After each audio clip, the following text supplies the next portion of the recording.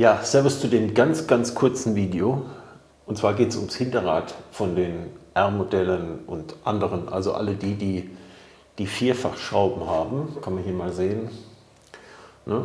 Also Vierlochfelgen von den R-Modellen.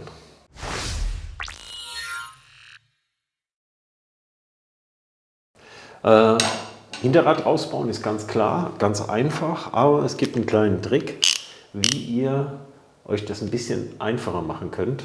Und das will ich euch jetzt gerade mal zeigen.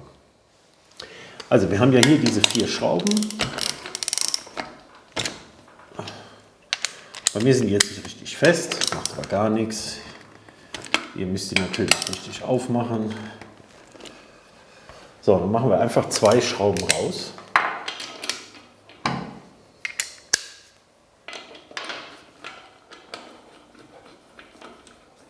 So, und wenn wir jetzt die anderen beiden Schrauben rausmachen, dann kippt uns das Hinterrad schon rüber. Zwischen dem Hinterrad und der Narbe, beziehungsweise zwischen der Narbe und dem Hinterradantrieb ist eine Scheibe. Und das wieder da rein zu friemeln, ist so ein bisschen blöd gemacht. Aber da gibt es einen ganz einfachen Trick. Und zwar dieses hier. Kann man das sehen? Genau. Das sind eigentlich ganz einfach nur abgeschnittene Radschrauben, ne? Also direkt am Kopf abgeschnitten und oben einen Schlitz reingemacht. Und so kann man die jetzt in die ersten beiden Löcher reinschrauben.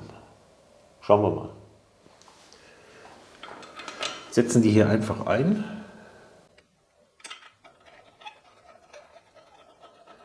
Die müssen da gar nicht feste drin sitzen, gerade bis man merkt, dass ein Widerstand da ist.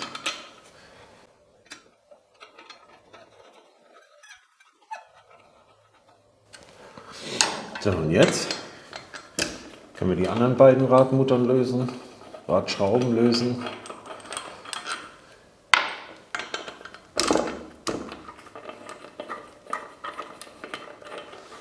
So, und so hängt jetzt im Prinzip das Rad, ist nicht mehr festgeschraubt, aber das Rad bleibt trotzdem auf der Narbe, auf dem Antrieb.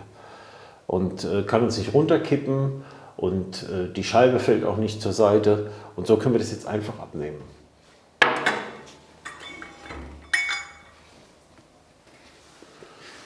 Haben wir hier also die 2 Bolzen nur noch drauf. Und wenn wir das Ganze wieder zusammenbauen, dann können wir die Scheibe, die da drauf gehört, einfach über diese Bolzen legen, das Rad wieder aufsetzen.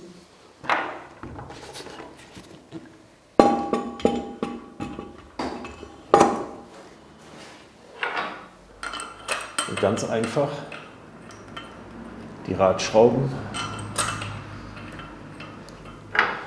wieder eindrehen.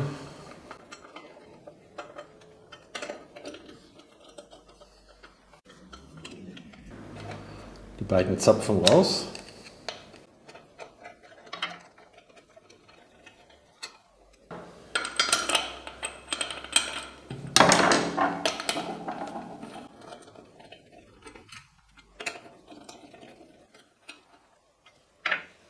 Sowas kann man sich in der Regel selber machen. Einfach abschneiden, ein bisschen schleifen, oben einen Schlitz rein mit der Flex.